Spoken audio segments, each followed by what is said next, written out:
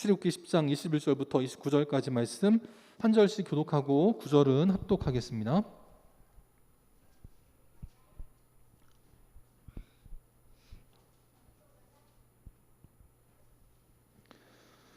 출애굽기 10장 21절부터 29절까지 한 절씩 교독하고 29절은 합독하겠습니다.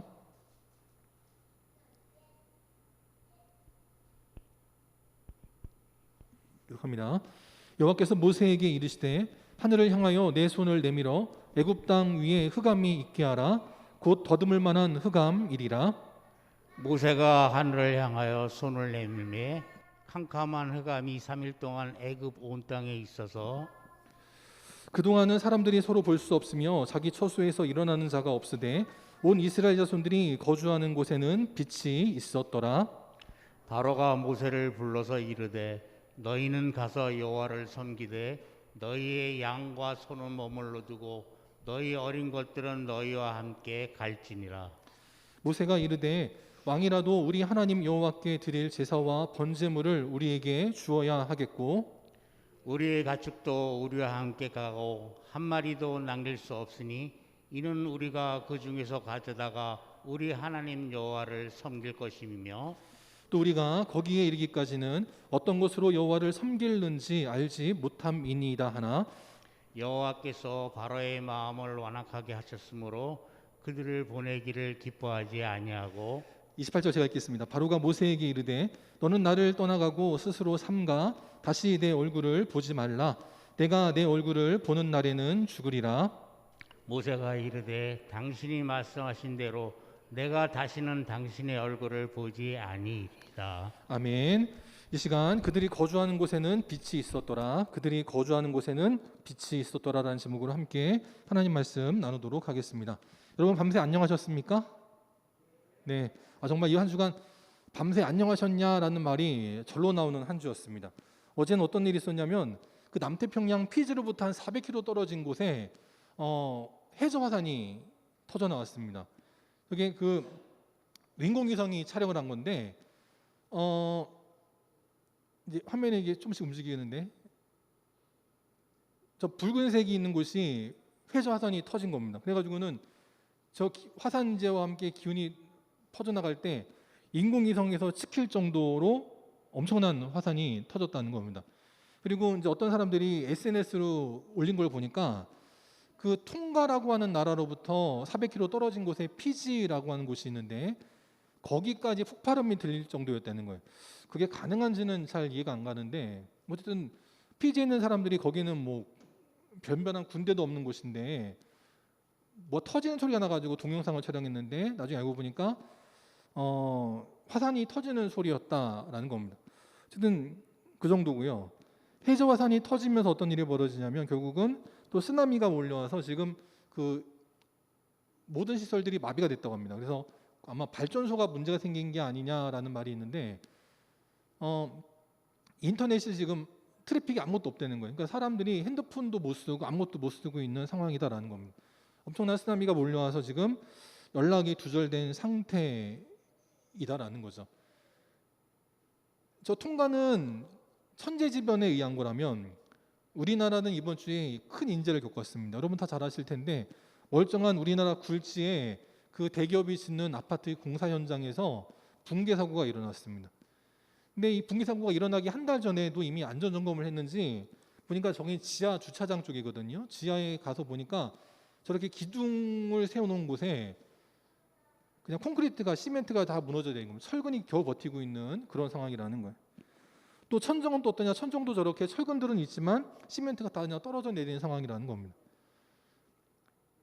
그래서 한 달 전에 이미 검사를 하고서 저런 부실에 관한 것들이 나왔었는데 이걸 지적을 하니까 현대산업개발이 뭐라고 말했냐면 전체 구조에는 크게 영향이 없다. 이게 한 달 전 이야기였다는 거예요. 그러고 나서 한 달 뒤에 결국은 외벽이 붕괴가 되면서 일하던 인부들이 목숨을 잃는 비극이 일어났습니다. 이제 그 일이 터지고 나서 그 현대건설에서 일을 했던 현대산업개발이 짓고 있는데 그 현대산업개발에서 종사하던 한 직원이 요즘 젊은이들은 이제 블라인드라고 하는 그런 이제 익명 게시판에서 자기 회사의 일들을 이야기하나 봐요. 저는 뭐 거기 가입되지 않아서 잘 모르겠는데 근데 이제 어떤 사람이 글을 올렸는데 제목이 뭐였냐면 자기가 건설업에 종사하면서 힘들지만 버텼던 그 프라이드가 이제 무너졌다라는 겁니다. 비록 내가 공사장에서 일을 하지만 그래도 우리나라를 건설하는 역군이다라는 마음으로 일을 했는데 그게 무너지는 한 주였다라고 글을 올린 거예요. 바로 현대산업개발 직원이 글을 올린 겁니다. 근데 거기에 댓글이 하나 달렸는데 댓글이 뭐라고 달렸냐면 힘내세요 라고 글이 달렸습니다. 여기까지는 참 좋은데 그 다음 댓글이 뭐냐면 우리나라는 냄비 근성이라 다른 사건 터지면 또 금방 묻힙니다 라고 글을 올린 거예요. 그걸 누가 올렸냐면 자기 회사가 표시가 됐는데 한국토지주택공사, 쉽게 말하면 LH입니다. 다시죠. 지난 그 보궐선거 바로 직전에 LH 사태가 터졌는데 한 1년도 안 됐습니다. 근데 그때 이름이 다 벌써 다 잊어버린 거 아니에요? 저 보면서 참 어떤 분들은 화가 나는 분들도 있을 텐데 저는 당연한 일이다 싶습니다. 왜냐하면 벌써 10년이 다 돼가는 9년 전 일인데 이런 뉴스가 나온 적이 있어요. 인천 성나에 있는 푸르지오 건설 현장에서도 철근을 누락시킨 일이 있었습니다. 결국 그래가지고 입주를 앞두고 입주민들이 검사를 하다가 보니까 저렇게 철근을 빼먹은 게 들통이 나가지고 난리가 났습니다. 근데 뭐 그래도 뭐 바뀌어지는 건 아무것도 없어요. 이런 시대를 살아가고 있습니다. 외국은 천재지변에 의해서 망한다면 우리나라는 인재로 망하려나 하는 걱정이 좀 앞서고 있습니다. 근데 우리나라에 지금 이런 여러 가지 문제와 대비되는 건축물이 하나 있는데 그게 뭐냐면 바로 미국의 엠파이어 스테이트 빌딩입니다. 저 빌딩이 몇 년 전에 세워졌냐면 91년 전에 세워졌습니다. 1930년대 우리는 달구지 타고 다닐 때 미국은 저 건물을 지은 거예요. 저 건물을 지을 때 쌓기 시작한 기간만 몇 년이냐면 2년 걸렸다고 합니다. 그러니까 뭐 집안이나 뭐 계획이나 이런 건 다 빼놓고 1층부터 쌓아 올리는 데 걸리는 시간이 2년 걸렸다는 거예요. 근데도 91년이 지난 지금까지도 멀쩡하게 있습니다. 뉴욕을 상징하는 대표적인 건물, 지금은 저거보다 더 높은 건물들이 많이 있지만 지금도 뉴욕 하면 떠오르는 건물 중에 하나가 바로 저 엠파이어 스테이트 빌딩이라는 거죠. 바라기는 우리나라도 제발 좀 냄비 근성 좀 떨쳐버리고 한번 못 터지면 거기는 그냥 막 했다가 또 언제 또 다른 거 터지면 또 그냥 하는 그런 나라, 그런 민족이 아니라 진득하게 처음엔 되는 건지 안 되는 건지 몰라도 서서히 꾸준하게 하나님의 일들을 나갈 때 더 이상 다시는 냄비 근성이란 말 듣지 않고 아 정말 한국은 다르구나 이런 말 들을 수 있는 그 모든 일에 앞장선 우리 영광교회 복된 성도들. 그래서 시간이 지나도 미국의 엠파이어 스테이트 빌딩, 자유의 여신상 수많은 랜드마크들이 있는 것처럼 우리 영광교회 믿음의 성도들 한 사람 한 사람들이 믿음의 거목이 되시어서 철원 땅을 생각할 때 아, 아무개 장로님이 계셨지, 아무개 권사님이 계셨지, 아무개 집사님이 계셨지, 그렇게 인정받는 복된 교회와 복된 성도들이 다 될 수 있기를 주님의 이름으로 축원합니다. 오늘 말씀 21절에 보면 이제 9번째 재앙이 시작이 됩니다. 그건 뭐냐면 멀쩡했던 하늘이 흑암으로 뒤덮이는 겁니다. 어느 정도였냐면 아무것도 보이지 않아서 손으로 더듬더듬 하면서 다녀야 될 만큼의 흑암의 재앙이 임하게 됐다라는 거예요. 오늘 9번째 흑암의 재앙, 이 재앙을 통해서 우리가 무엇을 알아야 되느냐 함께 살펴보면서 은혜를 나누기를 원합니다. 첫 번째, 이 9번째 흑암의 재앙은 우리에게 무엇을 알려주냐면 주님이 떠나시면 은혜도 떠난다라는 것을 말씀하고 있는 겁니다. 21절에 멀쩡했던 우리처럼 미세먼지나 우중충한 하늘 그런 것이 아닌 너무나 맑고 화창하고 쨍쨍한 그런 하늘을 자랑하던 그런 태양을 자랑하던 애굽 땅에 난데없는 흑암이 찾아오게 되었습니다. 아무것도 보이지 않는, 그리고 이것은 횃불을 켜거나 요즘으로 말하면 무슨 뭐 라이터를 켜거나 랜턴을 켜거나 할 수도 없는, 아무리 어떤 거를 켜려고 해도 모든 불이 다 사라지는 캄캄한 흑암이라는 거죠. 그것이 자그마치 며칠이 나갔냐? 22절에 보니까 3일 동안이나 연속되었다라고 말씀을 합니다. 근데 우리가 결과를 보고 나서 3일 하면 별거 아닌데요. 얼마나 걸릴지를 모르는 상황에서 3일은 엄청난 기간입니다. 제가 초등학교 때 감기를 너무 심하게 앓았는데 아침에 일어나면 눈이 안 떠질 정도였어요. 밤새도록 자면서 눈물이 얼마나 나고 얼마나 눈곱이 심하게 꼈는지 눈이 안 떠질 정도였습니다. 지금 지나놓고 나면 그때 일이 그렇게 별거 아니었는데 처음 눈을 뜰 때 눈이 안 떠지는 그날은요, 정말 너무 깜짝 놀랐어요. 저 시각장애인 된 줄 알았습니다. 눈이 왜 안 떠지지? 그래서 울면서 깼어요. 6학년이. 눈을 만져보니까 눈이 뭔가 딱딱하게 붙어 있어. 그래서 좀 진정이 되니까 눈곱이 꼈나 보구나. 아주 눈곱을 억지로 쥐어 뜯었습니다. 눈썹이 빠지고 눈에 상처가 나는데도 억지로 막 떼냈어요. 시간이 지나고 나니까 눈곱은 물로 닦으면 된다는 걸 나중에 또 깨달아가지고 그 다음부터는 물로 씻었는데 첫날은 이게 너무 모든 게 정신이 없으니까 이게 어떻게 방법이 없더라고요. 지금 애굽이 겪는 건 눈곱이 눈을 가려서 눈을 못 뜨는, 눈이 앞이 안 보이는 그런 상황이 아닙니다. 아무리 눈을 물로 씻어내도 아무리 무슨 횃불을 켜려고 해도 켜지지 않는 깜깜한 흑암이 자그마치 3일 동안이나 지속이 됐다라는 거예요. 하루는 굶을 수 있는데 이튿날은 밥을 어떻게 하죠? 3일이면 어떻게 하죠? 그건 정말 암담한 상황입니다. 저는 독방에 갇혀본 적이 없어서 잘 모르겠는데 요즘 코로나 때문에 자가격리하는 분들 보면 이게 며칠은 괜찮은데 한 2, 3일은 괜찮은데 그 다음부터는 이거 자가격리하는 게 너무 힘들다고 하더라고요. 여기 자가격리하신 분들이 있지만 아무리 인터넷 보고 뭐 영화 보고 책 보고 음악 들어도 이게 2, 3일이지 그 다음부터는 미치도록 괴롭다는 거예요.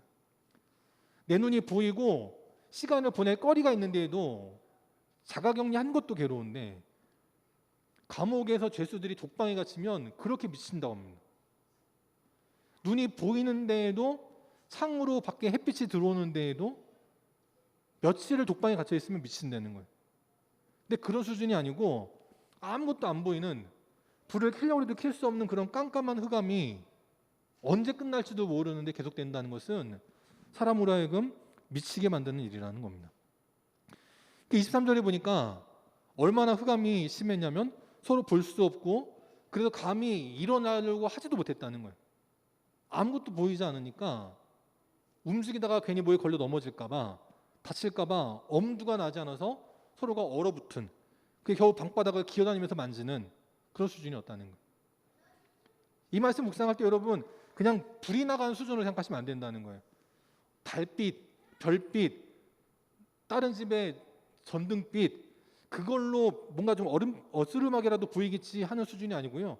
아무것도 안 보이는, 아무것도 볼 수 없는 완전한 흑암을 생각하시면 된다라는 겁니다. 성경에서 이 암흑이라고 하는 것은 뭐냐면 하나님의 심판을 상징하는 그런 상황입니다. 이사야 8장에도 보니까 환난과 고통의 때가 찾아오는데 그때는 어떤 때냐? 흑암, 그것도 매우 심한 흑암이다라고 말씀을 해요. 또 스바랴서 1장에도 보면 환난과 고통의 날이 있는데 그때는 어느 때냐? 캄캄하고 어두운 흑암의 날이다라고 말씀을 합니다. 오늘 애굽에 캄캄한 흑암이 찾아온 것은 하나님의 심판이고 재앙이라는 거죠. 오늘 말씀을 보면서 찬송이 떠올랐습니다.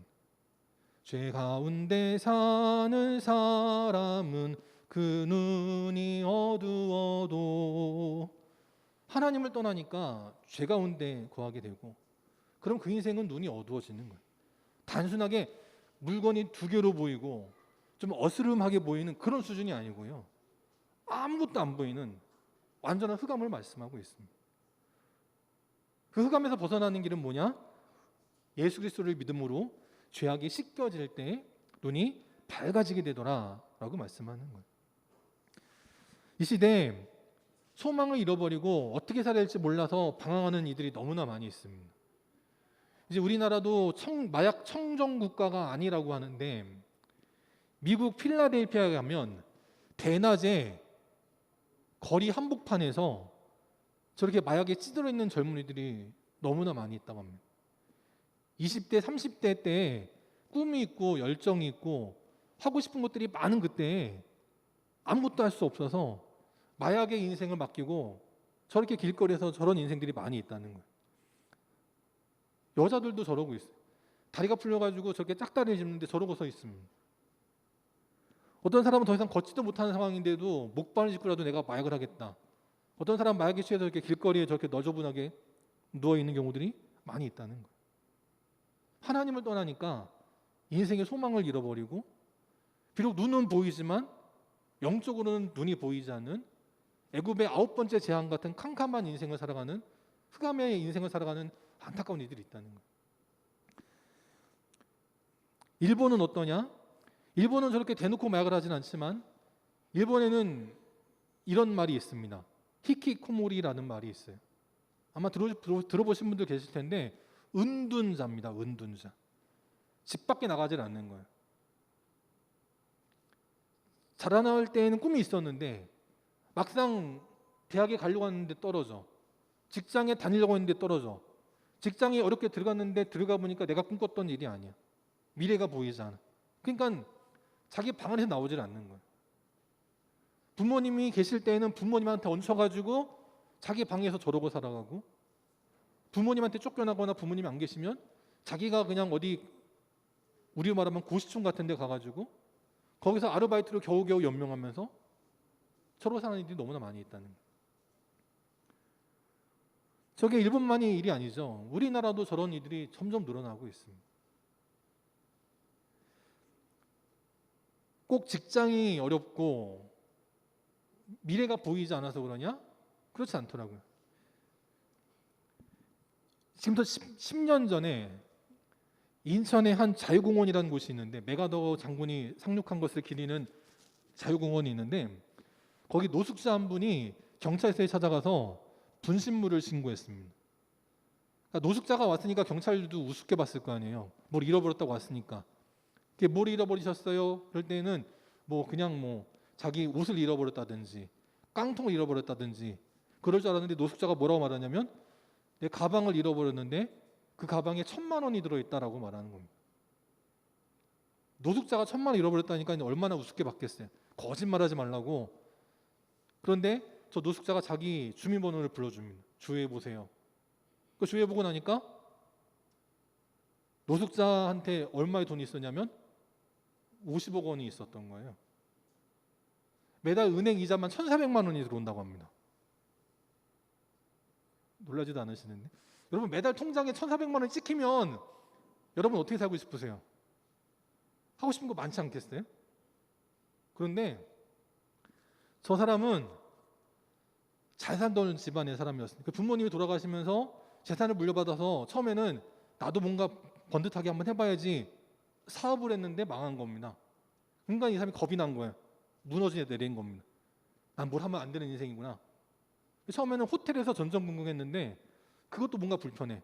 그러니까 한 달 이자가 들어오면 그거 찾아가지고 가방을 하고서는 공원에서 노숙하고 지내다가 누군가 그걸 알고서 훔쳐간 거예요. 이렇게 인생에 소망을 잃어버린 이들이 너무나 많이 있다라는 거예요. 하나님을 떠나면 인생이 소망이 사라지고요. 하나님을 떠나면 아무리 돈이 있고 아무리 권력이 있고 아무리 대단한 무언가가 있어도 하나님 떠난 인생은 저렇게 살아갈 수밖에 없다라는 겁니다. 하나님이 떠나가실 때 어떤 일이 벌어지느냐? 은혜를 거둬가시는데 이 은혜는 크게 두 가지의 은혜가 있습니다. 보통 신학적으로 말하는 건데 첫 번째는 일반 은혜라는 게 있어요. 일반 은혜는 뭐냐면 하나님께서 우리 모두에게 보편적으로 주신 겁니다. 햇빛, 공기, 물 이건요. 우리가 환경을 잘 관리하냐 못 관리하냐 그 차이뿐이지 모두에게 동일하게 주신 겁니다. 그건 일반 은혜라고 불러요. 근데 특별 은혜는 뭐냐? 병 고쳤을 때 고침받는 거. 병원 가서 고치는 거 말고요. 정말 기도했더니 병 낫는 역사가 나타나는 거. 그리고 뭔가 정말 인간 힘으로 풀 수 없는 문제가 있을 때 기도했더니 기적같이 나타나는 거. 벌써 4년 전 일인데 평창올림픽 할 때 폐막식 날 안개가 너무 심했다고 하더라고요. 우리 양 장로님 갔다 오셔서 잘 알겠지만 그때 폐막식 하는데 이거 큰일 났다. 카메라가 안 보여가지고. 그런데 기도하면서 준비했더니 7시가 되자마자 안개가 사라졌다는 거예요. 그래서 은혜 가운데 정말 성황리에 폐막식을 잘 마쳤다고 합니다. 그런 거죠. 일기예보상으로도 안 돼. 인간 힘으로 어떻게 할 수 없어. 근데 기도하는 가운데 정말 기적적으로 문제가 풀리는 경우도 있어요.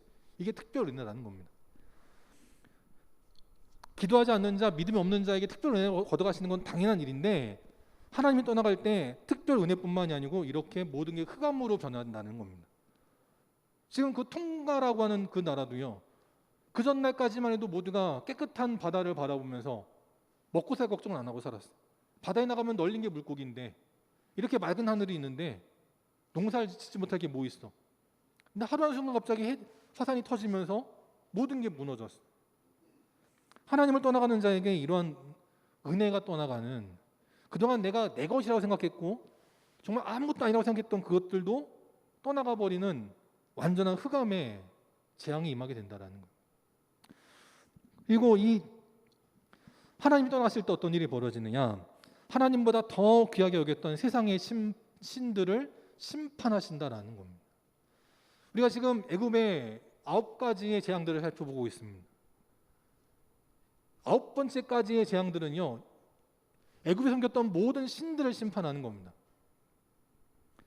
이 태양도 애굽의 가장 으뜸되는 신, 태양신 라라고 하는 태양신을 심판하시는 겁니다.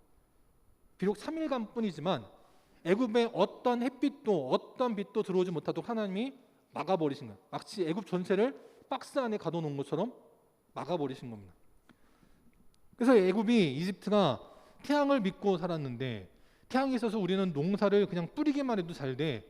우리는 산모작을 그랬던 그 애굽에 태양이 갑자기 죽어버리게 됐다는 거예요. 태양은 영원할 거라고 생각하지만 저 태양도 하루 한순간 하나님이 떠나가 버리시면 없어지는 겁니다. 파라오는 태양신의 아들이라는 이름의 뜻을 갖고 있습니다.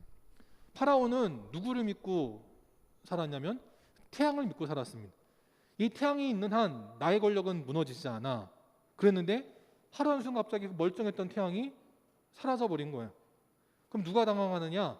파라오가 당황하는 겁니다. 여기 애기곰이 있습니다. 애기곰이 카메라를 든 사진작가를 보고서는요, 이렇게 좀 까불고 있어요. 야, 너 나한테 덤벼봐. 저 애기곰이 커봐야 얼마나 커요? 시온이보다도 더 작은데. 근데 저 애기곰이 커다란 사람을 보고도 저렇게 그냥 막 할 수 있는 이유는 뭐예요? 뒤에 있는 어미곰이 있기 때문입니다. 새끼곰 자체는 성인 사람한테 아직은 안 되지만 자기 뒤에 어미곰이 있으니까 어미곰을 믿고 까부는 거예요. 어미곰을 못 보고 새끼곰만 보고서 사람이 이놈 봐라, 꼴밤이라도 한테 때릴까? 달려왔다가는 어미곰한테 그냥 찢기는 겁니다. 죽는 거예요. 파라오도 태양신을 믿고 살았습니다. 하나님이 대단해봐야 얼마나 대단하겠어. 저 조그만 나라의 잡신에 불과하지. 내가 섬기는 태양신이 진짜야 라고 생각했는데 그 태양신이 갑자기 죽어버린 겁니다. 우리도 하나님보다 더 믿고 의지했던 게 있다면 하나님께서 하루 한순간 다 무너뜨리신다라는 거예요. 그게 바로 다음에 보는 10번째 재앙이 그와 같은 것이라는 겁니다. 하나님은 이 땅에 어둠을 밝히시기 위해서 전구를 발명하게 하셨습니다. 전구는 자연의 어둠을 밝혀줍니다. 근데 우리 인생의 어둠은 무엇이 밝혀주느냐? 하나님의 말씀이 밝혀준다라는 거예요. 우리 영광의 성도들은 이 흑암 같은 인생, 이 어떻게 살아야 할지 몰라서 소망을 잃어버리고 막막해가는 이때에 하나님 말씀을 붙듦으로 하나님과 동행하는, 그래서 하나님의 일반 은혜가 임하고 더 나아가 하나님의 특별 은혜가 임하는 저도 복된 인생들이 다 될 수 있기를 바랍니다. 두 번째, 우리 어떻게 살아야 되느냐? 믿는 자의 땅에는 빛이 있다라는 것을 기억하며 살아야 된다라는 거예요. 23절에 보면 그 3일 동안 애굽의 사람들은 서로 볼 수도 없고 자기 스스로 일어날 수도 없고 모두가 어두운 가운데, 암흑 가운데 두려워 떨면서 지냈습니다. 그런데 그 3일 동안 애굽이 두려워 떨 때에 온 이스라엘 자손들이 거주하는 고센 땅에는 빛이 있었다는 거죠. 애굽에서 고센 땅이 보이냐? 안 보입니다. 왜냐하면 우리가 뭐 동굴 안에서 동굴 밖을 보냐 이런 수준이 아니거든요. 고센 땅에 빛이 있는 걸 보이면 그 빛이 우리 쪽에도 임하기 때문에 애굽 땅에는 고센 땅에 빛이 있는지 없는지 그것도 모르는 거예요. 나중에 시간이 지나고 나니까 야, 니네 3일 동안 캄캄했냐 안 캄캄했냐? 우리는 괜찮았는데 말도 안 돼. 우리는 3일 동안 흑암이었는데 그런 상황이 되는 거예요. 애굽 사람들은 3일 동안 태양이 사라져가지고 암흑 가운데 흑암 가운데 있을 때 고센 땅에 있는 사람들은 그런 일이 있었는지 없었는지도 모르고 살았다라는 거죠. 이게 하나님의 은혜입니다. 지금 이 시대에 코로나로 인해서 온 세계가 어려움 당하지만 우리는 이렇게 안전하게 살아가는 것을 보면서 바로 고센 땅과 애굽 땅의 차이를 느끼게 됩니다. 미국은 100만 명이 넘는 사람들이 나왔습니다. 지금 80만 명으로 줄었다고 하지만 이스라엘은 하루에 5만 명이 나오고 있는데 4차까지 접종했는데 그 4만 명, 그 5만 명을 우리나라 숫자로 대입하면 50만 명에 가까운 겁니다. 우리나라에서 하루에 50만 명의 확진자 나온다고 생각해 보세요. 지금 이스라엘은 그러고 살아가고 있어요. 지금 외국은 우리는 지금 뭐 마트 가냐 못 가냐 이거 갖고 막 싸우는데 외국은 백신 접종 안 하면 3개월마다 480만 원, 미국은 뭐 1,400만 원 백신 접종 안 하면 벌금 매긴다고 그럽니다. 백신 안 맞으면 직장을 잘린다고 그러고 있어요. 근데 우리는 그 수준은 아니잖아요. 우리는 지금 우리 안에 갇혀가지고 우리끼리 지금 난리를 치고 있는데 밖에서는 지금 지옥을 겪고 있습니다.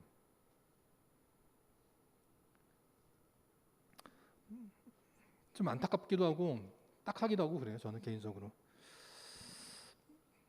캄캄한 흑암이 애굽 땅에 있었습니다. 모두가 어떻게 살지 몰라서 막막해할 때 이스라엘 자손 땅에는 빛이 있었다라는 거예요.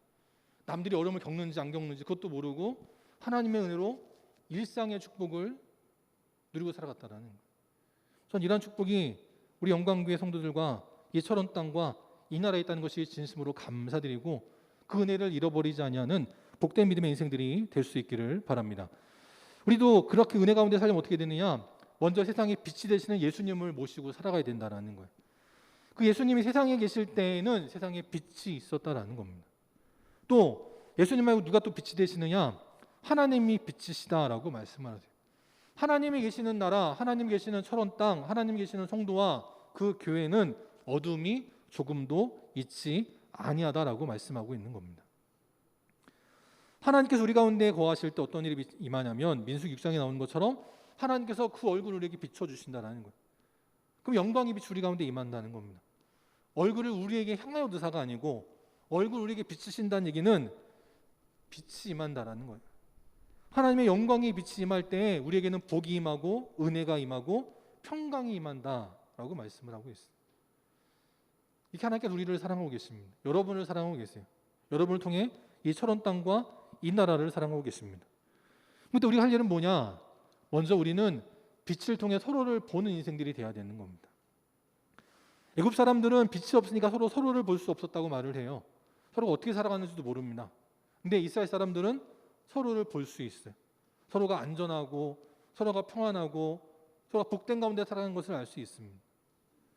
우리 영광교회 믿음의 성도들도 서로를 보는 자들이 되어서 혹시 누가 어려움 당하고 있으면 그를 돌아볼 수 있고 그를 섬길 수 있고 함께 믿음의 삼겹줄을 이루어서 함께 믿음의 길로 전진하는 귀한 인생들이 될 수 있기를 바랍니다. 두 번째, 빛이 있을 때 어떤 일이 벌어지느냐? 일할 수 있게 된다라는 거예요. 애굽 사람들은 빛이 없으니까 자기 처소에서 일어나지를 못했어요.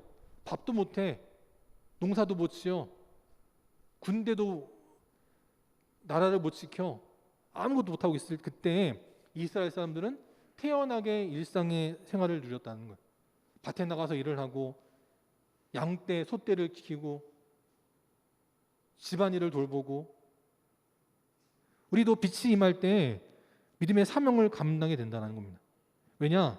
우리도 언젠가 이 땅에 마지막 날을 맞이할 거예요. 하나님의 심판의 때를 맞이할 겁니다. 그때 우리에게 흑암이 임하게 되는 거예요. 캄캄한 밤이 찾아오게 됩니다. 그럼 그때는 아무도 일할 수 없는 거예요. 지금 전도하고 지금 복음을 전해야지 지금 하지 않으면 안 된다는 거예요. 지금 기도해야지 지금 기도하지 않고서는 안 된다는 거예요. 지금 우리가 이렇게 일상의 복을 누릴 때 기도하는 일에 힘쓰고 복음을 증거하는 일에 힘쓰고 하나님의 사명을 감당함으로 말미암아 우리 믿음의 성도들이 있음으로 말미암아 그 땅에는 빛이 있었더라.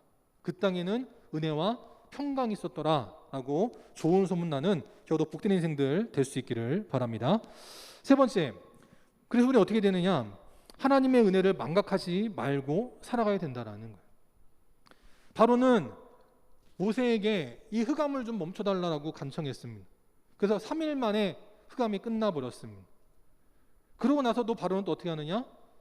캄캄해서 모든 것이 어두울 때는 야 제발 이 흑암 좀 없애줘. 태양빛을 다시 돌려줘. 우리가 너희들 풀어줄게. 그랬는데 태양이 다시 빛을 발하니까 다시 마음을 돌이켜서 이스라엘 백성들을 보내기를 기뻐하지 아니하였다라고 말씀하는 거예요. 바로 조금 전까지, 하루 전까지, 이틀 전까지 흑암 속에 있었던 걸 잊어버린 겁니다. 그래서 이 바로는 뭐라고 말하냐? 모세하고 함께 협상을 하다가 협상이 결렬되고 나니까 너는 나를 떠나가서 다시는 내 얼굴을 보지 말아라. 네가 다시 나를 만나면 그때는 너는 죽으리라 라고 말을 하는 거예요. 9가지의 재앙이 임할 동안 모세와 아론이 아니었으면 그 애굽 땅은 진작에 멸망했습니다. 멸망해서 더 이상 견딜 수 없을 그때에 모세에게 제발 좀 살려달라고 할 때마다 모세가 살려줬어요. 그러면 모세를 통해 역사하신 하나님을 바라봐야 되는데 그러지 못하고 나 좀 기분 나쁘다고 야 너 떠나가 버려. 다시 내 눈앞에 나타나면 너 죽을 줄 알아? 그렇게 말하는 안타까운 인생이 되었다라는 겁니다. 지금은 태양빛이 있으니까 일상을 살아가니까 그 모세와 아론에게 큰 소리치고 야 너 떠나가 버려 했지만 결국 이 한마디 때문에 애굽 땅에는 말할 수 없는 비극이 찾아오게 됩니다. 하나님이 기회를 주실 때 그 기회를 붙들어야 되는데 그 기회를 붙들지 아니하니까 결국은 애굽의 모든 신들도 싸움에서 패하게 되고 더 나아가서 자기들이 의지했던 미래의 소망, 장자와 모든 짐승의 첫 번째 난 새끼들이 다 죽어버리는 비참한 비극이 일어나게 되었다라는 거예요. 우리는 하나님을 잊지 말아야 됩니다. 우리가 믿는 하나님은 어떤 분이시냐? 시편 135편에 보니까 모든 신들보다 위대하신 분이다라고 말씀을 합니다. 돈보다, 권력보다, 명예보다. 심지어 요즘 사람들이 부동산에 그렇게 목숨을 걸더라고요. 그 부동산보다 하나님이 더 위대하신 분이에요. 부동산은 아무리 애지중지해도요, 일본같이 될 날이 얼마 남지 않았습니다. 일본은 도쿄하고 몇 군데 지역을 빼놓고 나머지는 돈을 줘가면서 팔아야 되는 그런 때가 와버렸습니다. 집보다 인구수가 줄어드니까 아무도 집을 안 사요. 여러분 우리나라 인구도 지금 어떤지 아실 텐데 지금이야 부동산 못 사서 난리지만 10년만 지나도 이제 집을 살 사람이 없어요. 하나님은 천지에서도 일을 하시고 바다에서도 일을 하시고 모든 깊은 데에서도 어디에서도 일하지 못한 곳이 없으신 전능하신 분이다 라고 말씀을 합니다. 하나님은 어떻게 일하시느냐? 안개를 일으키시고요, 비를 일으키시고 번개를 내리시고 바람을 불어서 역사하시는 분이라는 거예요. 사람이 아무리 막으려도 막을 수 없는 그런 놀라운 일을 행하시는 분이다 라고 말씀을 합니다. 그리고 하나님은 바람과 바다도 심지어는 귀신도 순종할 수 있는 놀라운 권세가 있으신 분이다 라고 말씀을 해요. 우리나라가 정말 하나님의 은혜로 여기까지 오지 않았습니까? 일제치하에서 모두가 다 괴로워할 때 일본으로부터 해방돼가지고 이렇게 성장한 나라가 없어요. 전쟁으로 인해 모든 것이 쑥대밭이 됐는데 이렇게 회복한 나라가 없습니다. 정말 한강의 기적이라고 말하는 놀라운 발전을 이룬 게 하나님의 은혜였다라는 거예요. 독일의 심리학자 어빙하우스라고 하는 사람이 이런 이론을 만들어냈습니다. 망각곡선이라는 건데요. 이건 아마 학생들도 많이 들어본 그런 이론입니다. 뭐냐면 내가 뭔가 한 가지를 배우잖아요. 어떤 일을 경험하잖아요. 그럼 10분 뒤면 망각이 시작된다는 거예요. 그래서 제가 예전에 한번 실험을 본 적이 있어가지고 저희 셋째 예은이한테 이렇게 질문해 본 적이 있거든요. 예은아, 너는 딸기가 좋아? 떡이 좋아? 예은이는 뭘 좋아하냐면 딸기를 좋아하거든요. 근데 실험에서 어떤 거였냐면 애기들은 마지막에 들은 걸 기억한다는 거예요. 자기가 진짜 좋아하는 걸 말하는 게 아니고 마지막에 들은 걸 대답한다는 거예요. 그래가지고 딸기를 진짜 좋아하는 애한테 너는 딸기가 좋아, 떡이 좋아 물어봤더니 근데 애가 뭐라 말하냐면 아직 발음을 잘 못할 때지만 떡이라고 말했으니까 그렇게 말하는 거예요. 딸기면은 딸기 이렇게 해야 되는데 한마디를 하는 거야. 한자로 말을 하는 거야. 아 그렇구나 진짜. 아무리 자기가 좋아했던 것도 까먹고 마지막에 들은 거를 답하는구나. 그걸 알겠거든요. 그렇다는 거예요. 그 1시간이 지나면 배웠던 거든 경험했던 거든 50%를 잃어버린다는 겁니다. 1일이 지나면 70%를 잊어버리고요. 한 달이 지나면 80%를 망각한다는 겁니다. 사람은 누구나 다 망각한다는 거예요. 그래서 잊지 않기 위해서 어떻게 해야 돼요? 반복이 중요하다는 겁니다. 예습과 복습을 하라는 이유가 뭐냐면 미리 한번 듣고 보고 가면 선생님 말씀하신 걸 한 번 더 들으면 까먹지 않는다는 거예요. 그 집에 가서 복습을 또 하면 까먹을 일이 더 없어진다는 거예요. 그리고 한 달이 지나기 전에 다시 한 번 더 복습을 하면 그건 계속된다는 거죠. 공부도 그렇지만 우리의 신앙도 마찬가지입니다. 우리의 신앙은 어떠하냐? 하나님 베풀으신 그 은혜를 잊지 않도록 매일매일 되새겨야 되는 거예요. 어떤 사람은 복수를 하기 위해서 그것만 계속 생각하는 사람이 있어요. 복수. 나한테 수치심을 주고 나를 괴롭게 한 저놈 내가 반드시 복수할 거야. 그것만 계속 생각하는 사람이 있어요.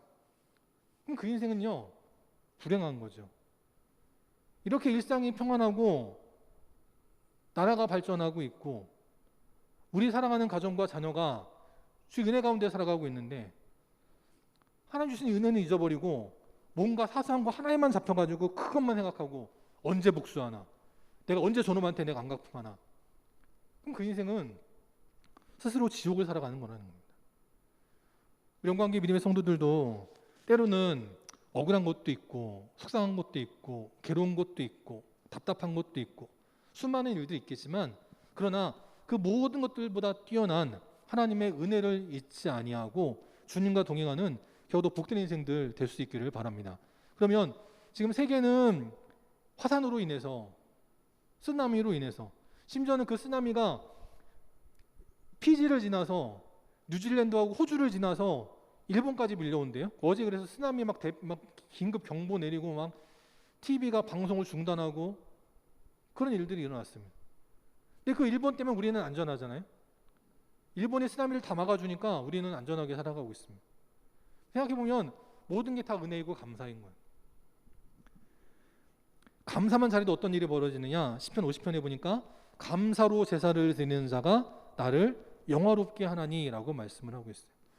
하나님 앞에 송아지를 뭐 10마리, 100마리, 솔로몬처럼 1000마리를 드리지는 못한다 할지라도 감사로 제사를 드리면 하나님을 영화롭게 한다라고 말씀을 하고 있습니다.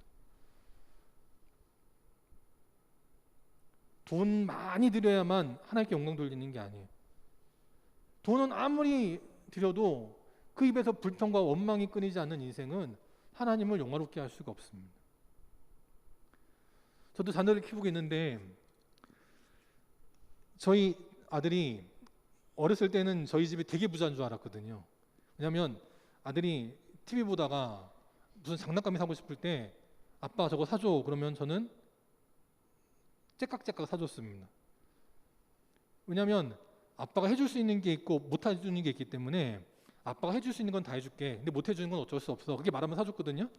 그런데 얘가 그걸 뒤는 잊어버리고 앞에 것만 생각해가지고 아빠는 내가 뭐든지 말하면 다 사줘. 그래서 심지어는 친구들이 놀러와서 장난감 보고 좋다 그러면은 야 너도 우리 아빠한테 사달라고 그래. 우리 아빠 다 사줘. 그러는 거예요. 근데 제가 우리 아들이니까 사주지 남의 아들까지 사줄 수는 없는 거잖아요. 그것도 뭐 10,000원, 몇천 원이면 사주지만 이게 10만 원 이런 거를 사달라고 그러면 조금 어렵거든요. 근데 이제 커가면서 점점 우리 집은 부자가 아니야. 이걸 깨닫게 되는 거예요. 차도 비교가 되고 사는 집도 비교가 되고 모든 게 비교가 됩니다. 그때 아빠 얼굴을 볼 때마다 아빠는 왜 돈을 못 벌어? 아빠는 왜 집이 이래? 아빠는 차가 왜 저래? 그러면 어떻게 했어요? 괴롭죠. 그런데 비록 차는 좀 그래도 집은 그래도 아빠가 좋아 라고 하면 아빠로서 그것보다 기쁜 일이 없잖아요. 학교에서 시험 봐가지고 100점 맞아와도 집에 들어가기가 싫어. 우리 집은 집이 이꼴인데 창피해. 그러면 그거 참 아들로서도 괴롭고 아버지로서도 괴롭습니다. 그런데 주어진 형편에 따라서 주어진 환경에 따라서 그래도 아빠가 좋아 라고 말하면 그것만큼 아빠를 힘나게 하는 게 없어요. 우리도 마찬가지입니다. 하나님 앞에 저 돈 많이 벌면 그때 봉사할게요. 저 성공하면 그때 하나님 헌신할게요. 하나님 그런 걸 원하지 않으세요. 성공한다고 헌신할까요? 못합니다. 돈 많이 번다고 효도할까요? 못해요. 지금 효도 안 하면 나중에 돈 많이 벌어도 효도 못하는 거예요. 지금 헌신 못하면 나중에 성공해도 헌신 못하는 겁니다. 지금이 중요한 거예요. 비록 어려워도 보잘것 없어도 지금 하나님 앞에 감사하는 인생, 부모님 앞에 감사하는 인생, 그는 부모님을 영화롭게 하고 하나님을 영화롭게 할 수 있다라고 말씀을 해요. 저는 목사님들을 만날 때도 그렇고 누구를 만날 때도 그렇고 그렇게 불평하고 원망한 사람들이 많이 있더라고요. 하나님이 기뻐하실까? 이렇게 지켜주셨는데 백화점 못 가는 게 그렇게 불평할 일일까? 지금 남들은 죽어가고 있는데. 하나님은 없는 거를 불평하시는 것은 뭐라 하지 않습니다. 광야에서 물이 없다고 불평하면 물을 주세요. 그런데 먹을 걸 주셨는데 왜 고기를 안 주시냐고 불평하면 하나님이 재앙을 내리십니다. 지금 하나님께서 이 나라를 이렇게 사랑해 주셨어요. 그러면 하나님께는 감사해야죠. 감사하는 자가 하나님을 영화롭게 한다라고 말씀을 합니다. 불평하여서 원망하여서 망하는 인생, 그 스스로 캄캄한 흑암 같은 지옥을 살아가는 인생들이 아니라 믿음으로 나아갈 때 이스라엘 백성들이 거하는 곳에는 빛이 있었던 것처럼 이 땅을 고센 땅으로 만들고 우리가 가는 길마다 만군의 주 여호와 하나님 함께하게 하는 임마누엘의 삶을 살아가는 우리 복된 성도들 다 될 수 있기를 주님의 이름으로 축원합니다. 함께 다 함께 일어나셔서 찬송 84장 함께 찬양하시고 축도로 예배하시겠습니다. 찬송 84장 함께 찬양합니다.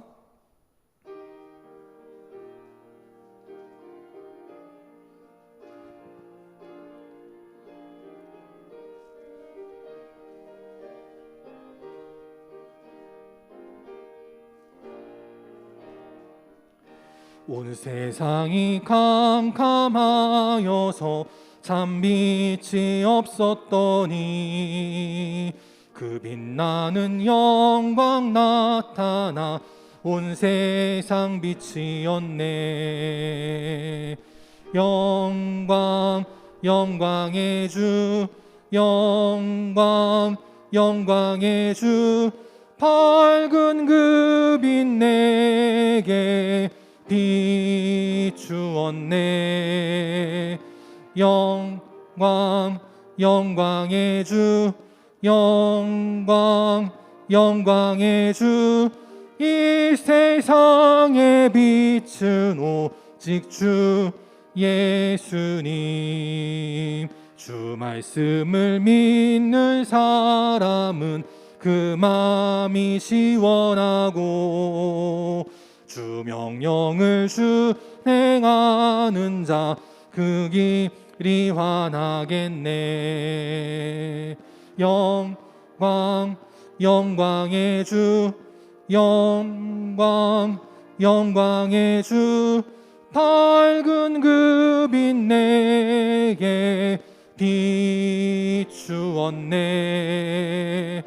영광 영광의 주 영광 영광의 주 이 세상의 빛은 오직 주 예수님.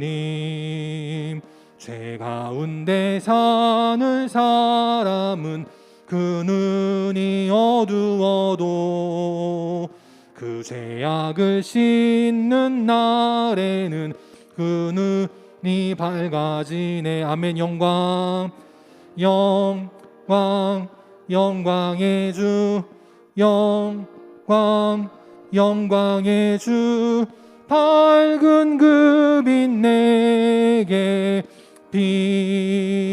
비추었네. 영광 영광의 주 영광 영광의 주 이 세상의 빛은 오직 주 예수님. 아멘. 함께 기도하겠습니다. 지금은 우리 주 예수 그리스도의 은혜와 하나님 아버지의 끝이 없는 사랑하심과 성령님의 함께 하시고 교통하시고 인도하심이 수많은 사람들이 하나님을 떠나 캄캄한 흑암 가운데 거하였을지라도 그러나 우리의 영원한 생명의 빛이 되시는 주님만 바라보며 만군의 주 여호와 하나님과 함께 동행함으로 우리 믿음의 성도들이 가는 곳마다 생명의 빛이 임하게 하기를 원하는 우리 모든 영광의 성도들 머리 위에 또 그 가정과 직장과 사랑하는 주의 자녀들 머리 위에 또 시간 주님 앞에 나와 함께 예배드리길 원하지만 직장과 또 여러 가지 사정으로 나오지 못한 안타까운 심령들 머리 위에 또 나라를 지키는 국군 장병들 위에 방역에 힘쓰고 있는 모든 공무원들과 의료진들 위에 이제부터 영원토록 함께 계시기를 간절히 축원하옵나이다. 아멘.